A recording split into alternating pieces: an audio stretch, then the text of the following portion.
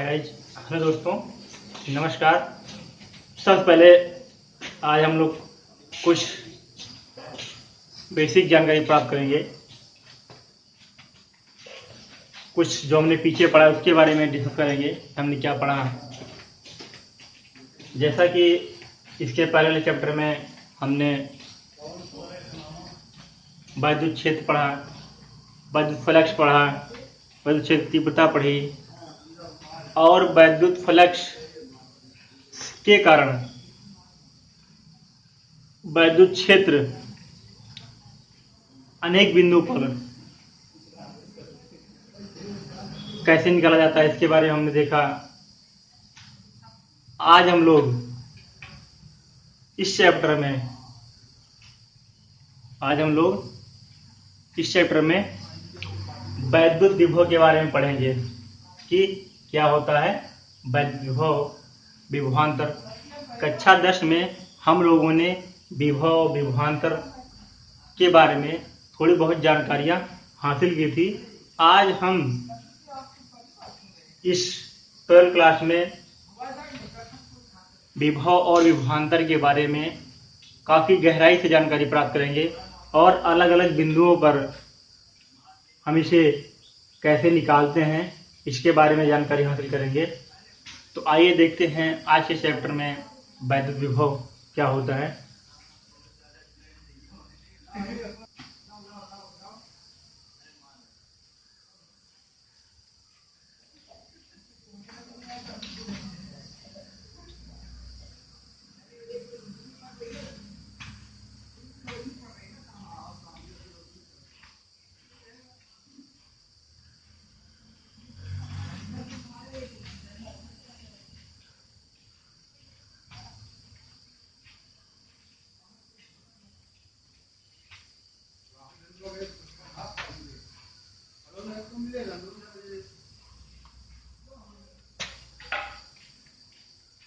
हम पढ़ेंगे electrical potential. क्या? इलेक्ट्रिकल पोटेंशियल, वैद्युत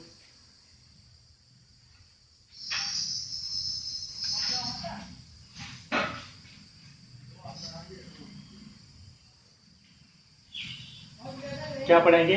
वैद्युत विभव। तो इस चैप्टर में, चैप्टर नंबर 3 में हम पढ़ने जा रहे हैं इलेक्ट्रिकल पोटेंशियल, वैद्युत विभव के बारे में। तो वैद्युत विभव क्या होता है? वैद्युत विभव एक भौतिक राशि है जिसके कारण हम एक वस्तु से दूसरे वस्तु में आवेश के आदान प्रदान की दिशा को ज्ञात करते हैं।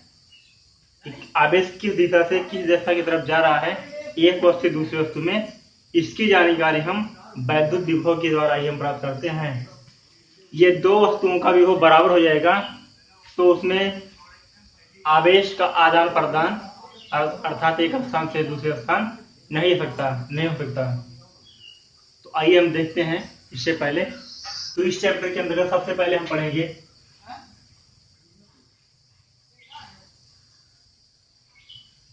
विद्युत विभवांतर।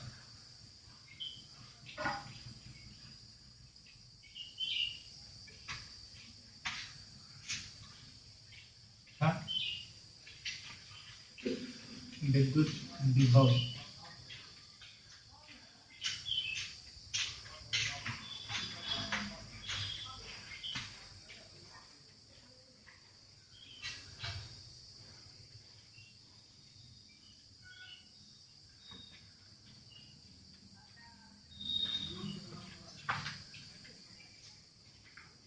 विद्युत विभवांतर अर्थात पोटेंशियल डिफरेंस।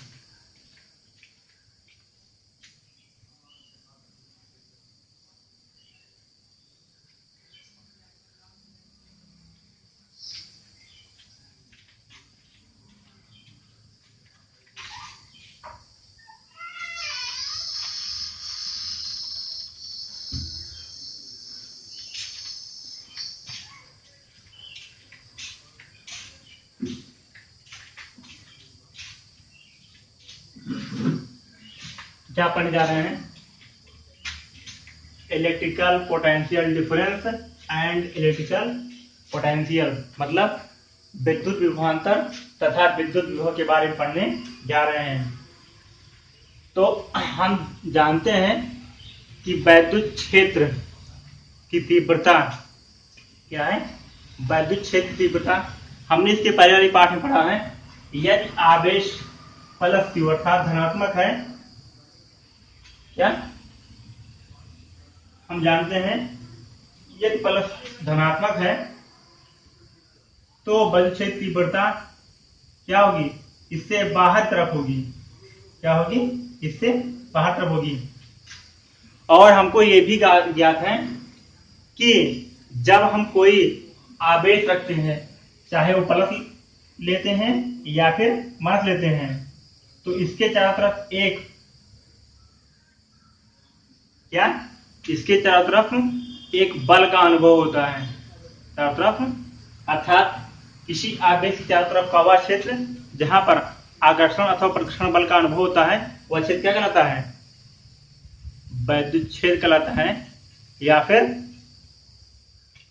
तो हम देखते हैं कि जब ये ऋणात्मक होता है, आवेश ऋणात्मक होता है, इसकी क्या होती है, दिशा, तो वैद्युत क्षेत्र दिशा अंदर की तरफ होती है।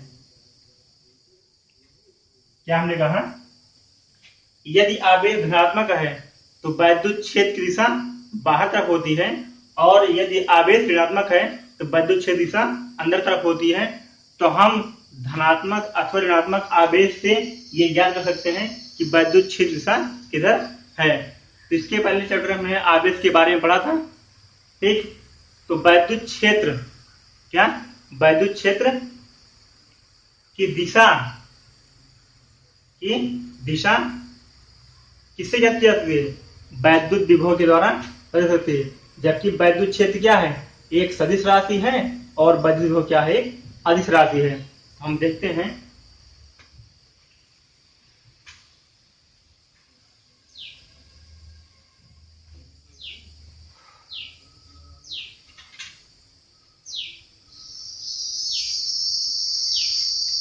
किसी वैद्युत आवेश के द्वारा उत्पन्न विद्युत क्षेत्र, जैसे कि हमने बताया यदि धन आवेश होता है तो उसके चारों तरफ जो आकर्षण अथवा प्रतिकर्षण बल का अनुभव होता है, वह क्षेत्र क्या कहलाता है, वैद्युत क्षेत्र कहलाता है। हमने क्या कहा कि किसी आवेश के द्वारा उत्पन्न वैद्युत क्षेत्र की दिशा, क्या, उत्पन्न वैद्युत क्षेत्र को, जो आवेश होता है, आवेश के द्वारा जो उत्पन्न विद्युत क्षेत्र होता है, उसको हम दो प्रकार से लिख सकते हैं। एक वैद्युत क्षेत्र के रूप में, और दूसरा जैसे कि वैद्युत क्षेत्र कहां पर किसी भी बिंदु पर व्यक्त करते हैं, अर्थात ज्ञात करना है, उसकी दिशा के रूप में, और एक वैद्युत विभव के रूप में ज्ञात कर सकते हैं। वो भी किसी भी बिंदु पे हम ज्ञात करते हैं। जबकि वैद्युत क्षेत्र की तीव्रता E, जो हम वेक्टर E से लिखते हैं, वो क्या होता है, एक सदिश राशि होती है, वो दिशा को बताती है। जबकि वैद्युत विभव क्या होता है, एक अदिश राशि होती है, ये दिशा को नहीं बताती है। तो आइए हम लिखते हैं कुछ इसके बारे में।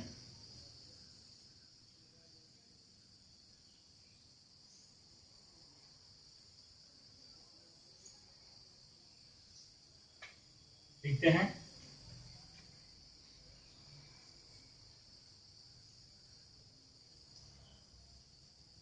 विद्युत विभव एक प्रकार की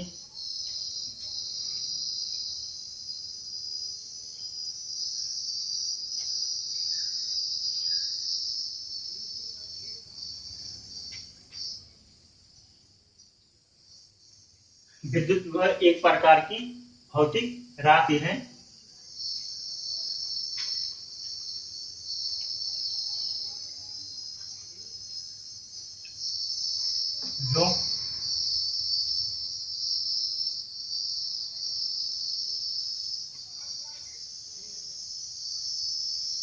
जो आवेशित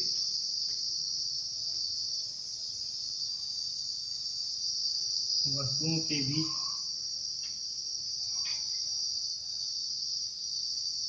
के बीच आवेश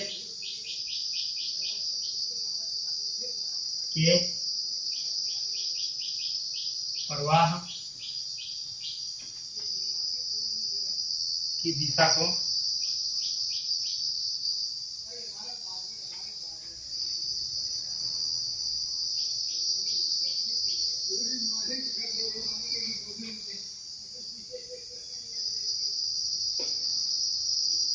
क्या लिखा आपने कि विद्युत विभव एक प्रकार की भौतिक राशि है।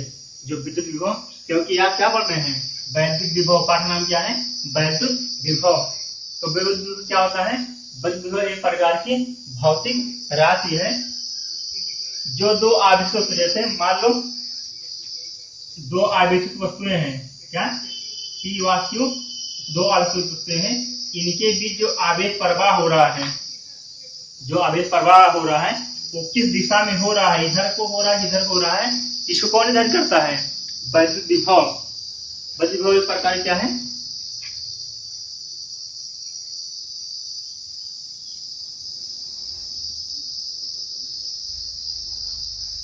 यह एक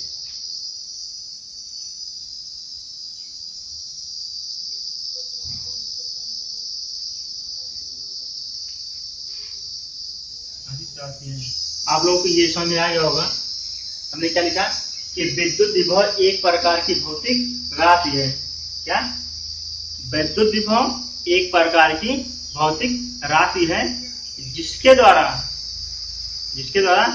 किन्हीं दो आवेशित वस्तुओं के बीच आवेश की प्रवाह की दिशा को निर्धारित करते हैं। यह एक क्या है, अदिश राशि है। क्या एक अदिश राशि है। यदि किन्हीं दो वस्तुओं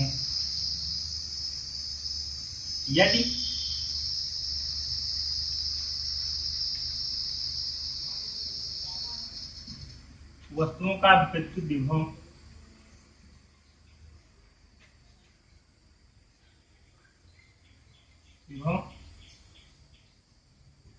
बराबर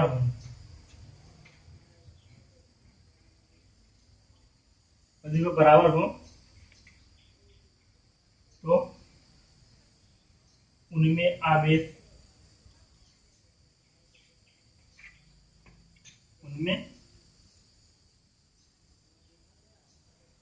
आवेश की परवाह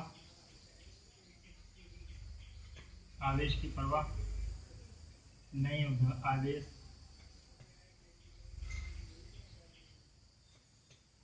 आवेश की मात्रा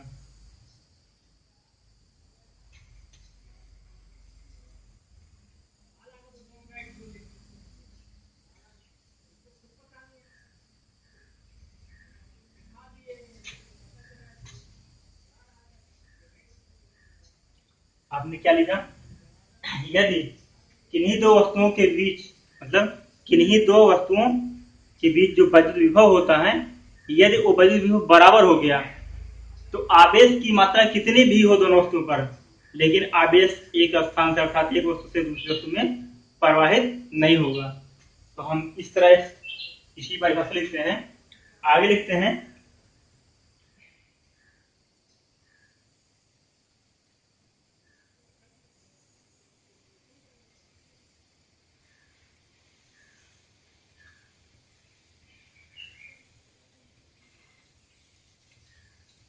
हम लिखते हैं किसी बिंदु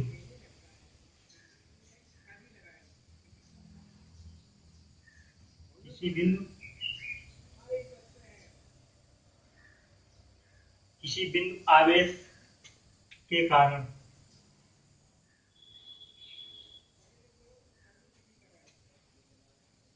उत्पन्न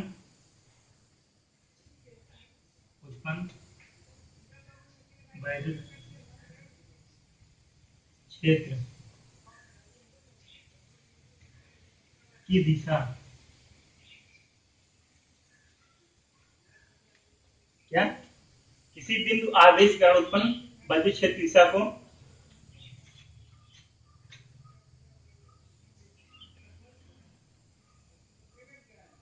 वैद्युत क्षेत्र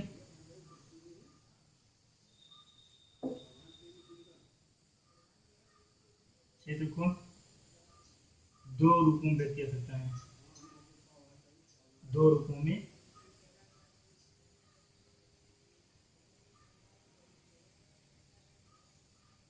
व्यक्त किया। वही प्लस क्यू, ये क्या है, बिंदु आवेश है।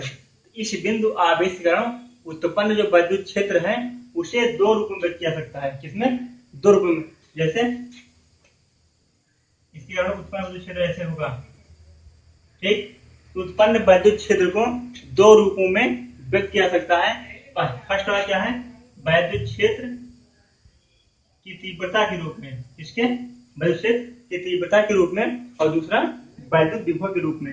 हम लिखते हैं, लिखा किसी बिंदु आवेश कारण, मतलब हमने अभी बताया फिगर में कि जैसे कोई प्लस क्यू, क्या प्लस क्यू धनात्मक आवेश लेते हैं, बिंदु आवेश लेते हैं, तो उसके कारण जो उस बिंदु आवेश कारण जो उत्पन्न विद्युत क्षेत्र है उसको हम दो रूपों में व्यक्त करते हैं। इसी बिंदु आवेश कारण उत्पन्न विद्युत क्षेत्र को हम दो रूपों में व्यक्त कर सकते हैं।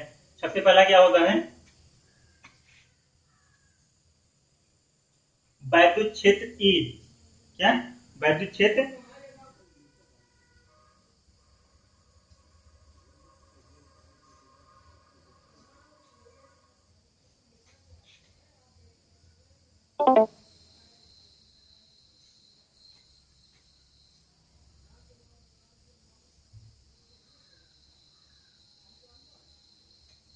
कहते हैं विद्युत क्षेत्र में स्थित किसी बिंदु पर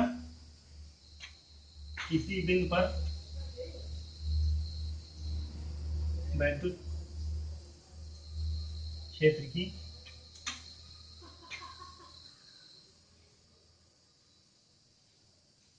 तीव्रता वेक्टर E के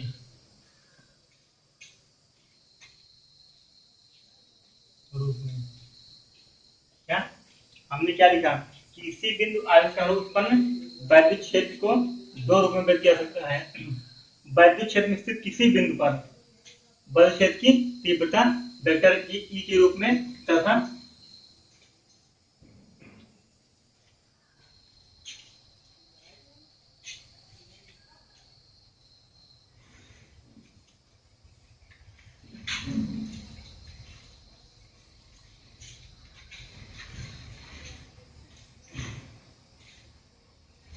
और दूसरा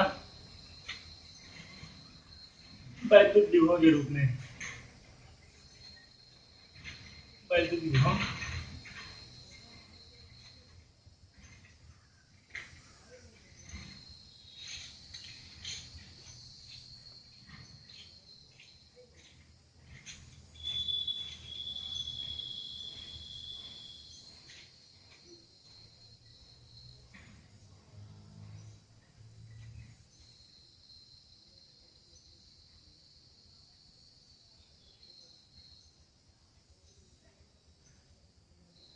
क्या लिखा आपने, दूसरा हम किस तरह लिख सकते हैं, विद्युत विभव के रूप में, जो कि क्या है, अदिश राशि है।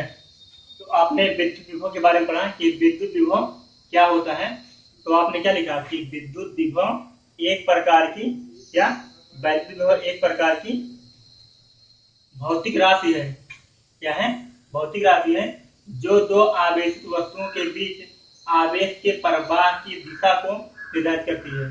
क्या लिखा कि विद्युत विभव जो है एक प्रकार की भौतिक राशि है जो किन्हीं दो आवेशित वस्तुओं के बीच आवेश की प्रवाह की दिशा को निर्धारित करती है, अर्थात दिशा को बताती है। यह एक अदिश राशि है, बिल्कुल एक अदिश राशि है। लिखा है यदि वस्तुओं, क्या यदि वस्तुओं का, क्या यदि वस्तुओं का विद्युत विभव बराबर हो, तो यदि वस्तुओं जो दो वस्तु या दो से अधिक वस्तु लेते हैं उन वस्तुओं का क्या विद्युत विभव बराबर हो, तो जो उनमें आवेश प्रवाहित होता है वो क्या होता है, ये एक दूसरी तरफ आवेश की प्रवाह रुक जाती है, अर्थात आवेश प्रवाहित नहीं होता है। आवेश की मात्रा उन वस्तुओं पर चाहे कितनी भी ज्यादा हो या फिर कितनी भी कम हो, लेकिन यदि उनके बीच का विद्युत विभव क्या है, बराबर हो गया, तो फिर आवेश प्रवाह रुक जाती है। तो आपने लिखा किसी बिंदु आवेश के कारण उत्पन्न विक्षेप, मतलब कोई अगर बिंदु आवेश लेते हैं और आवेश का जो वैद्युत क्षेत्र उत्पन्न होता है, क्या उत्पन्न वैद्युत क्षेत्र को दो रूप में किया सकता है। मतलब कोई बिंदु आवेश ले लिए और उस आवेश का जो चारों तरफ वैद्युत क्षेत्र उत्पन्न होता है उसको हम दो रूपों में व्यक्त कर सकते हैं। पहला क्या है कि वैद्युत क्षेत्र में स्थित किसी बिंदु पर वैद्युत क्षेत्र की तीव्रता की व्यक्त कर सकते हैं। वैद्युत क्षेत्र में स्थित किसी बिंदु पर वैद्युत क्षेत्र की तीव्रता वेक्टर ई के रूप में कर सकते हैं, जो क्या है एक सदिश राशि है, जो क्या है एक सदिश राशि है।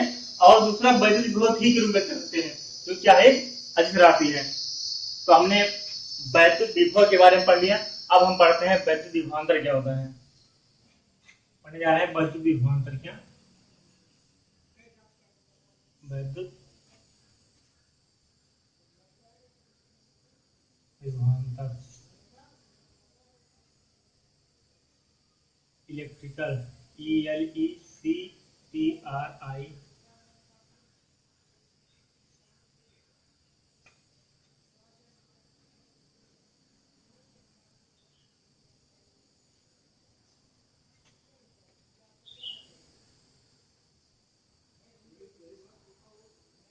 क्या electrical potential difference ELECTRICL POTENTIAL potential difference हम पढ़ने जा रहे हैं वैद्युत विभवांतर के बारे में। क्या वैद्युत विभवांतर,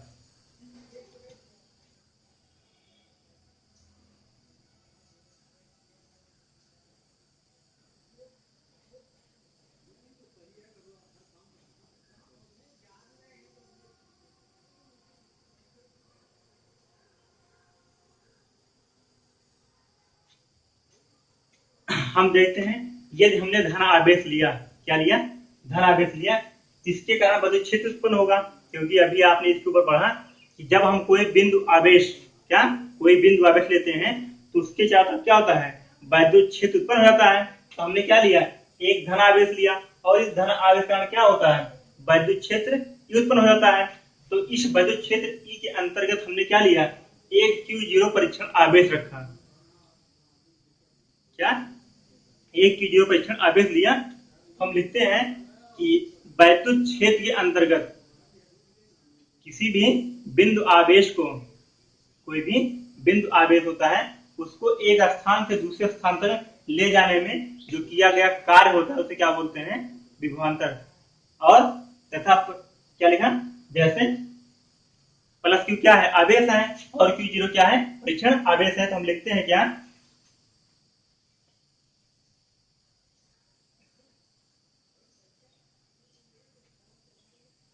लिखते हैं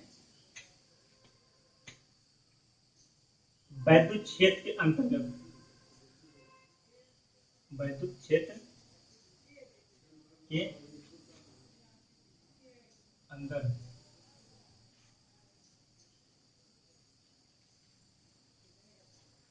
किसी भी परीक्षण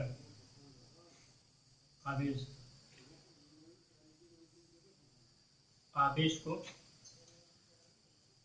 एक बिंदु से दूसरे बिंदु, एक बिंदु से दूसरे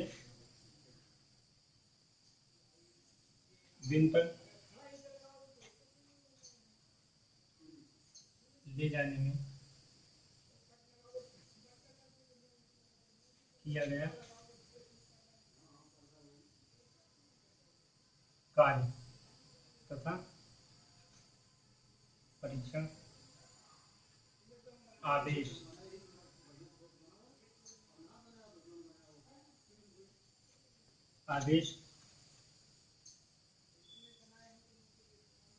की निष्पत्ति को वैद्युत विभवांतर कहते हैं।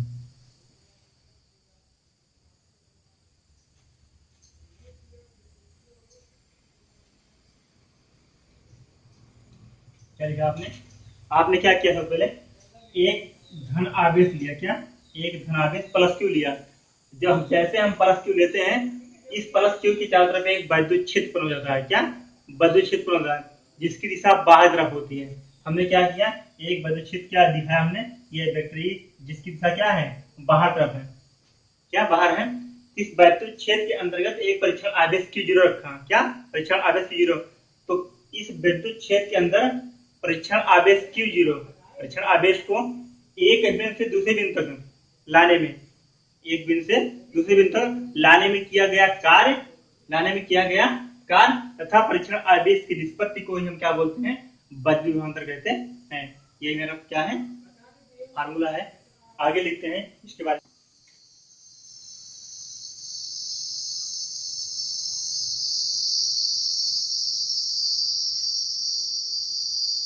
माना एक बिंदु आवेश प्लस क्यू है,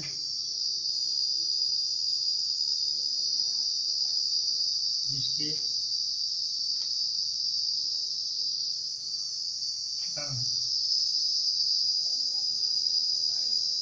उत्पन्न वैद्युत क्षेत्र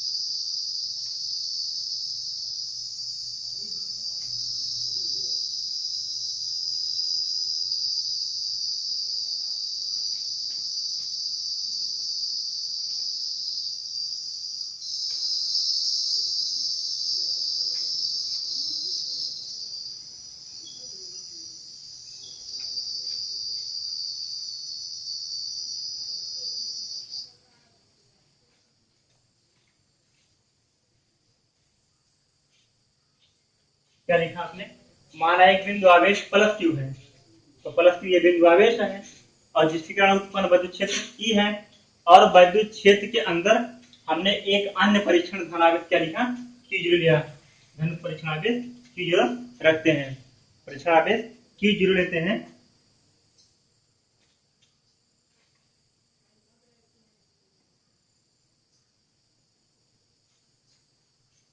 चूंकि ये दोनों क्या है, समान है, इसलिए इनके बीच क्या होता है, प्रतिकर्षण बल घटता है। क्या? प्रतिकर्षण बल।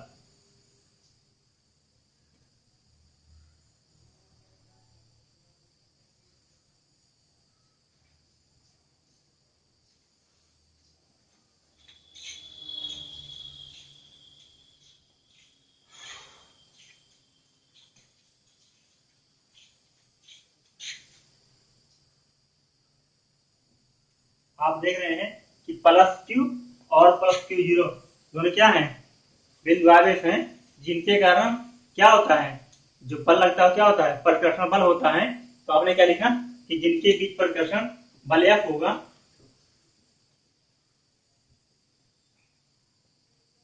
प्लस Q और Q0 इनके बीच क्या है, बल F लग रहा है, जो कि किधर लग रहा है, बाहर तरफ।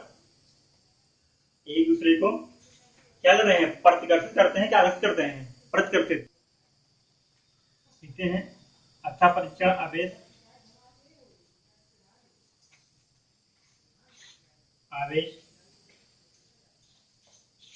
प्लस Q0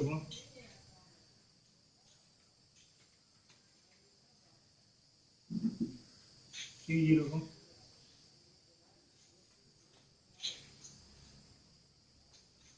बिंदु B से A तक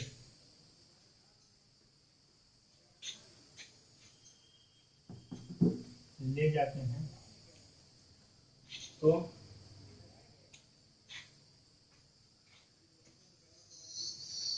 उसे प्रतिकर्षण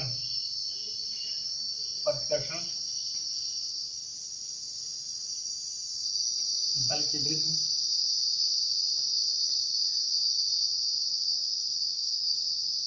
कार्य करना पड़ता है।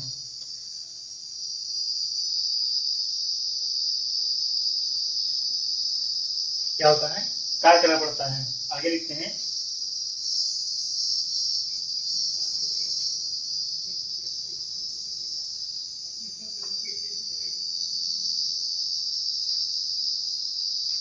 लिखते हैं ये परीक्षण आवेश, जहां पर W क्या है, किया गया कार्य है, और Q0 क्या है, परीक्षण आवेश। मतलब वैद्युत क्षेत्र के अंदर एक बिंदु से दूसरे बिंदु तक, मतलब बिंदु B से A तक धन परीक्षण आवेश Q0 को लाने में किया गया कार्य W है। अर्थात किए गए कार्य अर्थात W अपान परीक्षण आवेश निष्पत्ति Q0 को हम क्या बोलते हैं, वैद्युत विभवांतर। तो हम जानते हैं, क्योंकि हम जानते हैं कि कार्य का मात्रक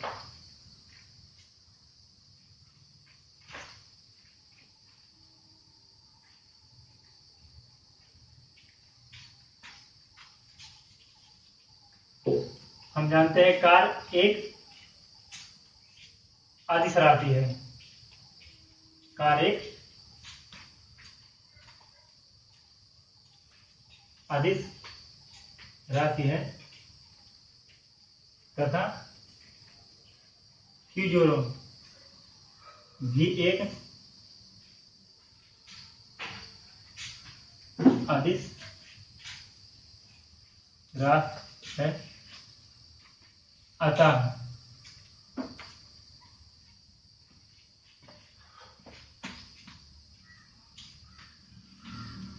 वैद्युत विभवांतर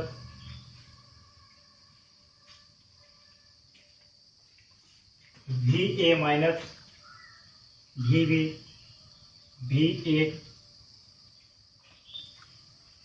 अदिश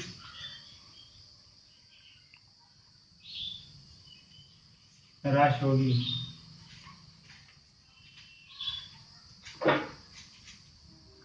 आपने देखा कि वैद्युत क्षेत्र के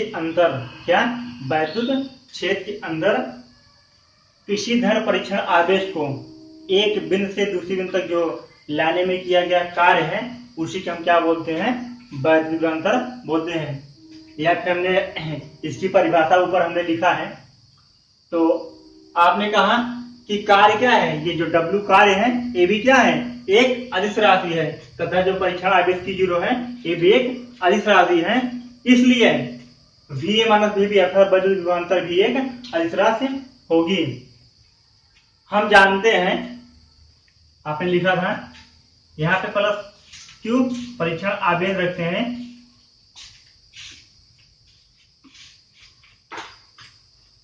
और यहाँ पे Q0, इसके कारण वैद्युत क्षेत्र, जब हम प्लस Q आवेश लेते हैं, इसके कारण वैद्युत क्षेत्र की तीव्रता अर्थात वैद्युत क्षेत्र उत्पन्न हो जाता है, जिसकी दिशा क्या होती है, बाहर की तरफ होती है, और इसी कारण लगने वाला बल जो होता है वैद्युत बल इसे कहते हैं।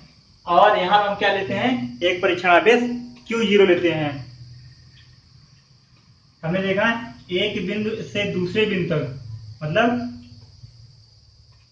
परीक्षण आवेश को एक बिंदु से दूसरे बिंदु तक B से A तक, मतलब B से A तक लाने में जो किया गया कार्य होता है उसे क्या बोलते हैं, वैद्युत विभवांतर बोलते हैं। तथा किए गए कार्य तथा परीक्षण आवेश की निष्पत्ति अर्थात Q0 को हम क्या बोलते हैं, वैद्युत विभवांतर बोलते हैं। यदि परीक्षण आवेश Q0 को एक बिंदु से दूसरे बिंदु तक लाने में वैद्युत बल के विरुद्ध किसी बाह्यकर्ता द्वारा कार्य करना पड़ता है, तो इससे क्या स्पष्ट होता है कि इसका विभव अर्थात बिंदु A का विभव उच्च है और बिंदु B का विभव निम्न है। अर्थात हम यह कह सकते हैं, स्वतंत्र आवेश वैद्युत बल के कारण उच्च विभव से निम्न विभव की ओर चलता है। यदि आवेश ऋणात्मक हो तो क्या होगा, निम्न विभव से उच्च विभव की ओर आवेश का प्रवाह होगा। हम इसको लिख सकते हैं क्या, हमने कहा यदि स्वतंत्र आवेश धन हो, क्या स्वतंत्र परीक्षण आवेश धनात्मक हो तो वैद्युत बल के कारण आवेश की प्रवाह उच्च विभव से निम्न विभव की ओर होती है। यदि आवेश ऋणात्मक हो तो आवेश की प्रवाह निम्न विभव से उच्च विभव की ओर होती है। क्योंकि हम जानते हैं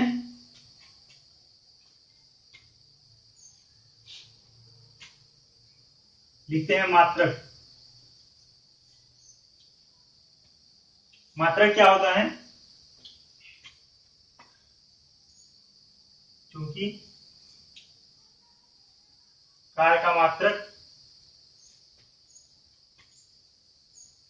जूल व आवेश का मात्रक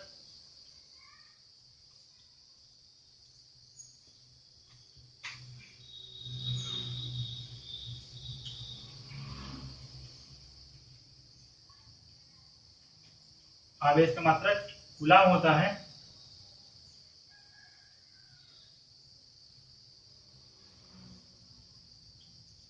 आवेश का मात्रक कूलाम होता है, इसलिए वैद्युत विभवांतर का मात्रक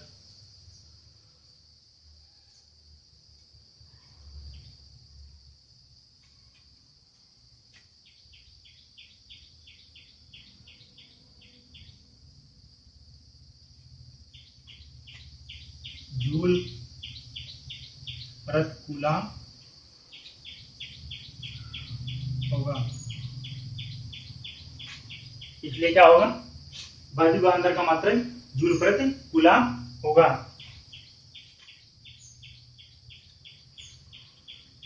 इसे हम क्या करते हैं?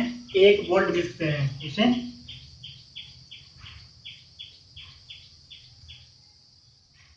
1 वोल्ट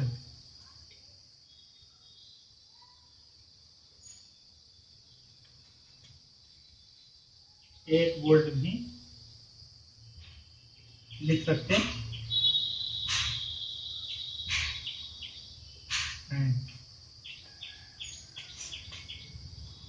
अर्थात हम इसके परिभाषा का लिखते हैं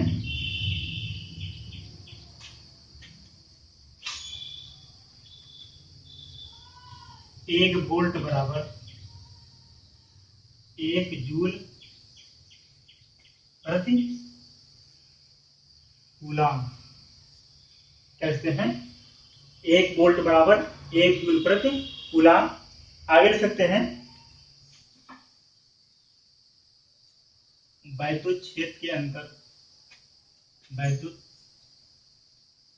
क्षेत्र के अंदर किसी परीक्षण आवेश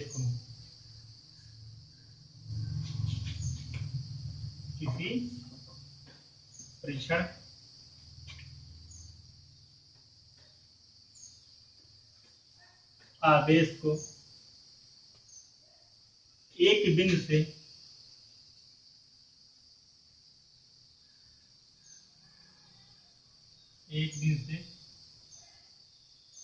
दूसरे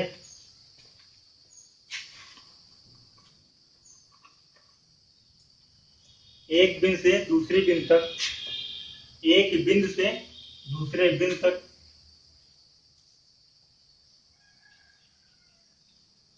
ले जाने में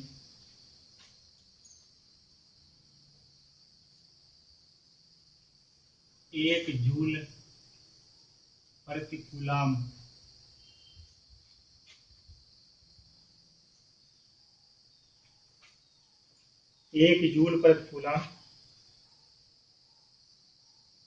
कार्य किया जाए तो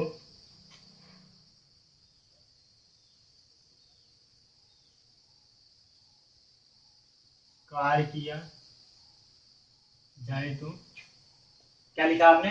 यदि वैद्युत क्षेत्र के अंदर किसी परीक्षण आवेश को कोई वैद्युत क्षेत्र है, उसके अंदर कोई परीक्षण आवेश का रखा है Q0 को एक बिंदु से दूसरे बिंदु तक ले जाने में 1 जूल प्रति कूलाम कार्य किया जाए तो उन बिंदुओं के बीच विभवांतर, जैसे आपने यहाँ पे लिखा था, यहाँ पर क्या था?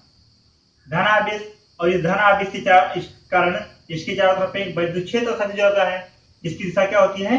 बाहर तरफ होती है। और यहाँ पर कोई परीक्षण आवेश क्या लिया था, Q0, और इनके बीच विद्युत बल क्या था, F था। तो एक बिंदु A था और एक बिंदु B है। तो आपने क्या लिखा कि वैद्युत क्षेत्र के अंदर, मतलब वैद्युत यहाँ पर इसके चारों तरफ क्या है, एक वैद्युत क्षेत्र स्थापित है। तो आपने लिखा है कि वैद्युत क्षेत्र के अंदर किसी परीक्षण आवेश को एक बिंदु से दूसरे बिंदु तक, एक बिंदु से दूसरे बिंदु तक ले जाने में, यदि एक बिंदु से दूसरे बिंदु तक ले जाने में एक जूल प्रति कूलम, मतलब एक बिंदु से दूसरे बिंदु तक ले जाने में जो कार्य करना पड़ता है वो कितना हो, 1 जूल प्रति कूलम। तो इन दोनों बिंदुओं के बीच विभवांतर 1 वोल्ट होगा। यहां लिखेंगे, किया जाए तो दोनों बिंदुओं के बीच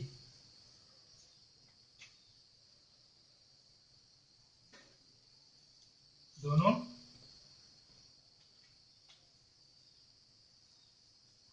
बिंदुओं के बीच 1 वोल्ट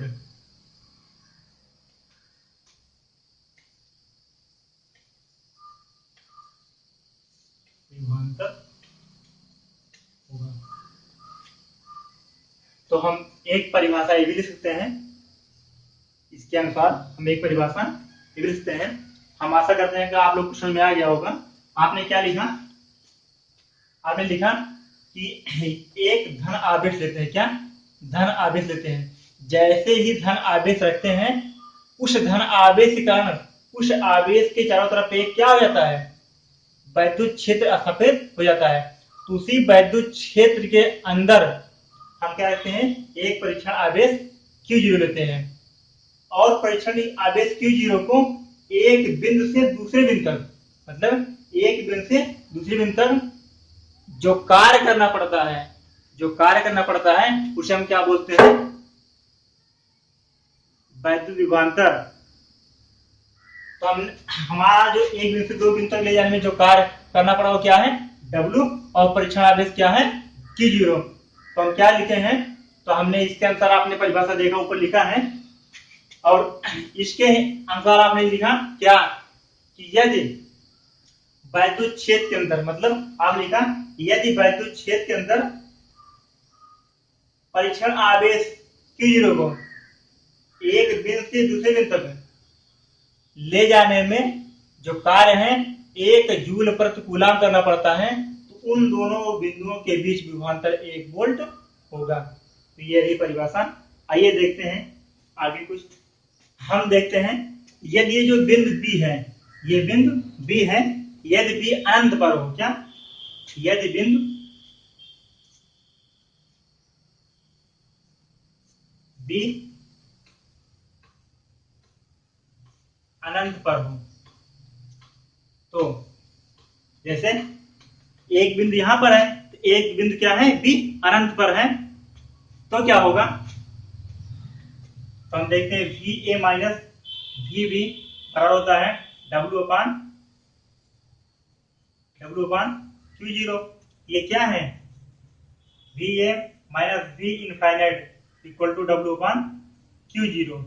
ऐसा होगा क्योंकि V इनफाइनाइट जो है ये अनंत है, इसका स्वच्छ मान क्या होता है, 0 होता है, इसलिए क्या होगा, VA equal to W upon Q0। क्यों लिखते हैं,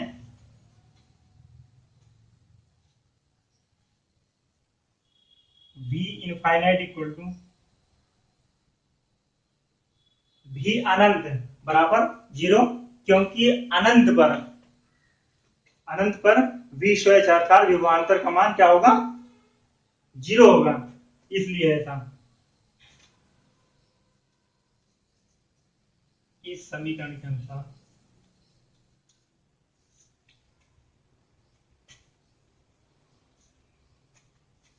VA बिंदु A पर विद्युत विभव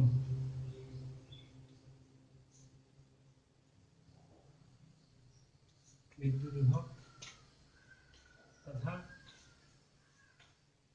क्या जो VA है बिंदु A पर क्या है, विद्युत विभव है, तथा जो W है, W परीक्षण आवेश Q0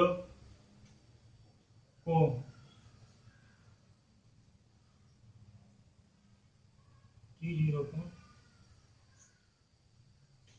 अनंत से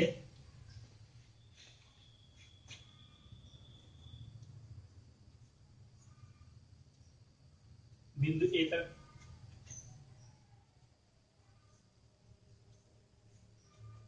लाने में किया गया कार्य।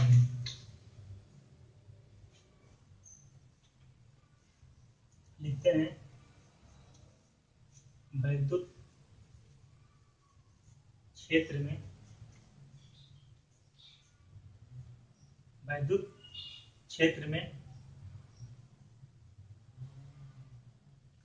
अनंत से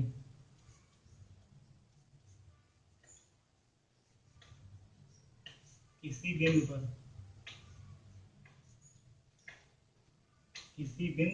पर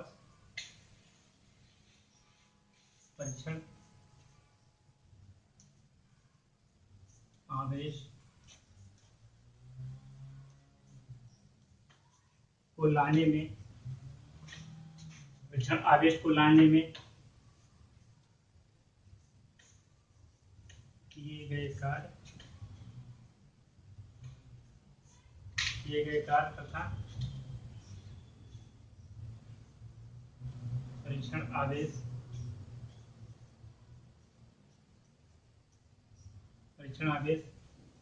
Q0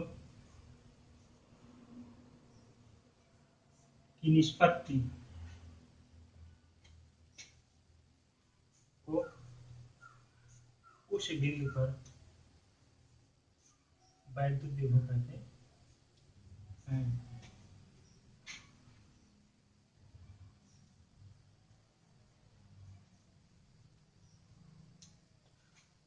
क्या लिखा आपने?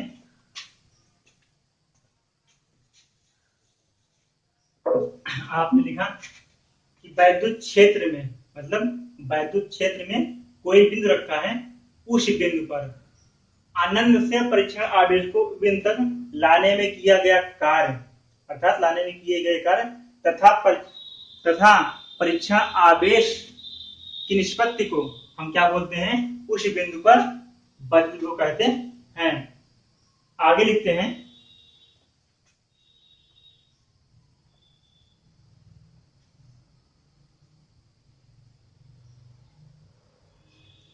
इसके बाद लिखते हैं यदि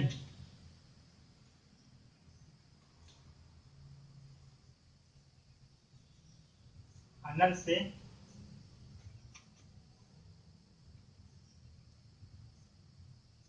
परीक्षण आवेश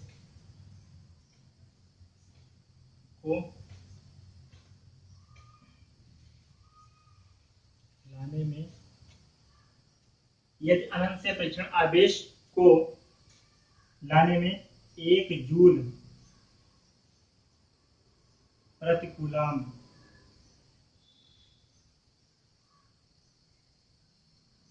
कार्य करना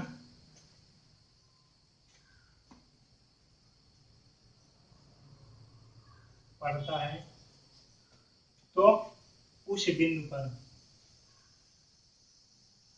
पर विभवांतर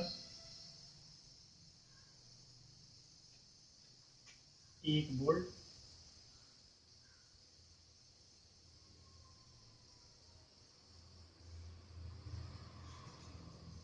क्या? यदि अनंत से परीक्षण आवेश को लाने में 1 जूल प्रति कूलाम कार्य करना पड़ता है, मतलब जो अनंत से परीक्षण आवेश है उसको अनंत से वैद्युत क्षेत्र के अंदर बिंदु तक लाने में कार्य करना कितना पड़ता है?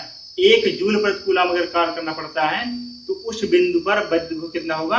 1 वोल्ट होगा। ये किसके अनुसार है? ये उस समीकरण के अनुसार है। आइए देखते हैं इसकी सीमाएं।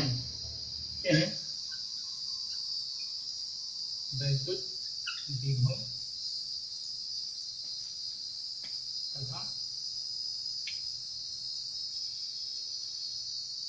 वैद्युत विभवांतर, वैद्युत विभव और विद्युत विभवांतर।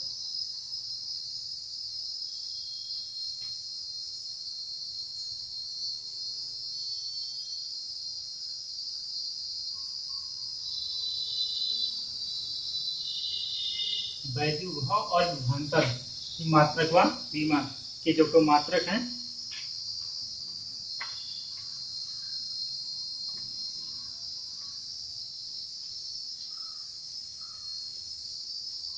क्योंकि मात्रक होता है जूल प्रति कूलाम। आपने यही लिखा था, क्या होता है जूल प्रति कूलाम। तो जूल को लिखते हैं इसमें न्यूटन मीटर प्रति कूलाम लिखते हैं। इसको लिखते हैं जूल प्रति कूलाम, इसको लिखते हैं न्यूटन मीटर। इसको लिखते हैं जूल को न्यूटन मीटर, कूलाम को कूलाम लिखते हैं। तो आइए देखते हैं इसकी विमा क्या होती है, उसकी विमा क्या होती है। तो हम देखते हैं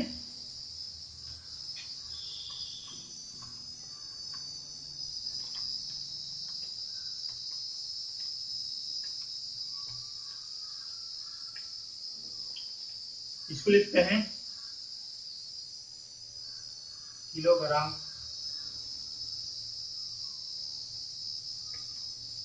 किलोग्राम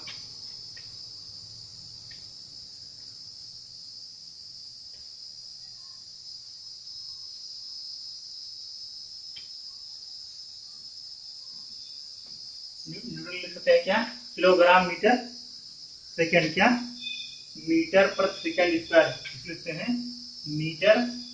हम इस न्यूटन लिखते हैं किलोग्राम मीटर प्रति सेकंड स्क्वायर लिखते हैं मीटर प्रति सेकंड स्क्वायर।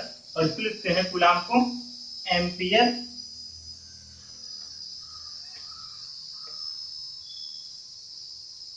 लिखते हैं एम्पियर मीटर कहते हैं, सॉरी एम्पियर सेकंड लिखते हैं क्या प्रति सेकंड, क्योंकि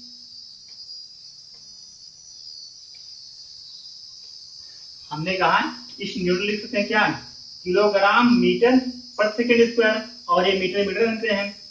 और इस कूलाम लिखते हैं एकांक आवेश प्रवाहित एकांक, मतलब एकांश में प्रवाहित आवेश की मात्रा ही होती है कूलाम। हम क्या लिखते हैं एम्पियर, क्या एम्पियर, और सेकंड क्या लिखते हैं एम्पियर सेकंड लिखते हैं।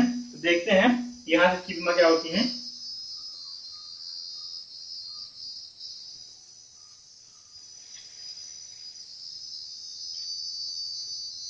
Second second metre metre kilogram ampere. तो लिखते हैं यहाँ हो जाएगा किलोग्राम मीटर स्क्वायर, क्या kilogram metre square second cube ampere inverse, क्या ये मीटर मीटर क्या हो जाएगा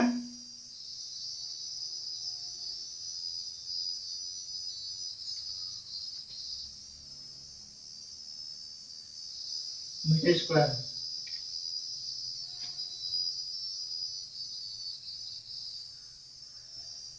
क्या kilogram kilogram metre metre square और सेकेंड इनवर्स, क्या सेकेंड सेकेंड अर्थात सेकेंड इनवर्स हो जाएगा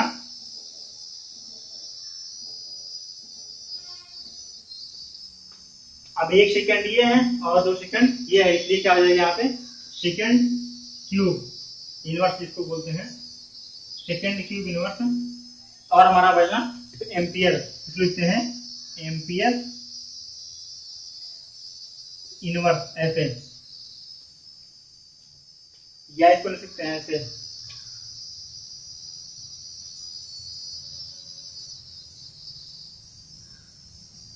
kilogram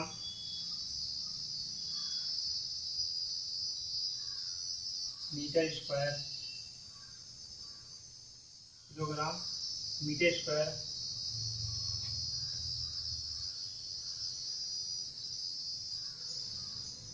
second cube ampere second cube ऐसे लिखते हैं। यहाँ से इसका मात्रा क्या होगा किलोग्राम का मात्रा क्या होता है?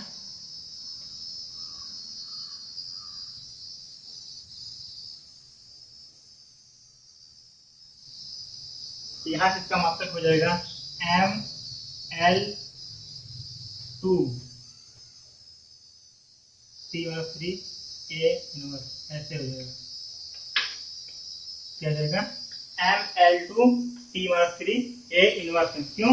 क्योंकि kilogram m metre square l square second cube T-3 ampere inverse, ये हो जाएगा बीमा। तो आपको ये बीमा समझ आ गई होगी कि वैद्युत विभव तथा वैद्युत अंतर का मात्रा क्या होता है, उसमें क्या होती है। इसको लिखते हैं जूल प्रति कूलम। जूल लिख सकते हैं न्यूटन मीटर, और कूलम ने कूलम रख दिया। इस न्यूटन में लिख सकते हैं किलोग्राम मीटर, क्या लिखते हैं? किलोग्राम मीटर पर सेकंड स्क्वायर। क्या इस न्यूटन लिख सकते हैं? इस न्यूटन को किलोग्राम मीटर पर सेकंड स्क्वायर लिखते हैं, ऐसे पर सेकंड स्क्वायर। और ये मीटर मीटर ने दिया, और कूलम लिखते हैं एम्पियर सेकंड। तो हमने क्या किया, किलोग्राम ऐसे ऐसे रह गया, और ये मीटर मीटर मिलके मीटर स्क्वायर हो गया। सेकंड सेकंड मिलकर क्या हो गया? सेकंड क्यों हो गया? क्योंकि यहाँ पे 2 था और यहाँ पे 1, और एम्पियर ऊपर गया, एम्पियर नोट हो गया, इसमें रखा, ये आ गया बीमा।